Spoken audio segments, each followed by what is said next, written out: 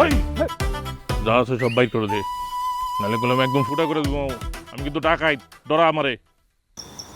মরণের দোয়া আছে আমার কাছে, নিবেন? হ্যাঁ,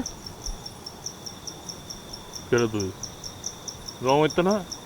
ও আমি তো সে পুরা কপাইল্লা। ওরে বড়া কেমন ডর লাগে দেখছো কারবার। বাদশা ভাই, আজকেও আমার এই গোপের আটাটা নষ্ট হলো। এই যে টাকাটা লস হয় এটাকে কি তুই দিবি?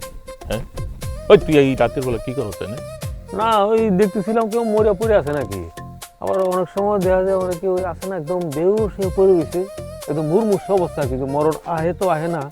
তো এরকম হইলে পরে ওই বাকি কাজটা নিজের হাতে নিয়ে মরণটা একটু আগে নিলাম আর কি।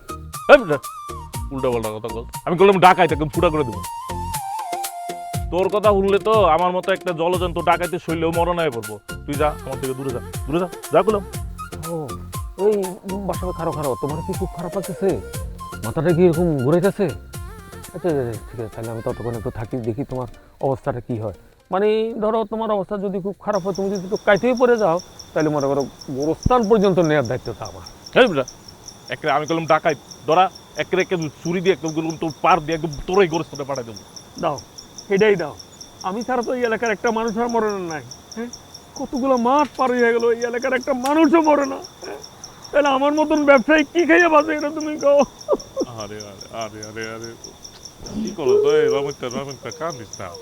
আরে এমন কান্দিস না কেমন ডালে জানি লাগতেছে আবার। তুই এক কাম কর, তুই এলো এলো এলো শোন, এই যে টাকা আছে এই টাকা তুই লয়ে যা।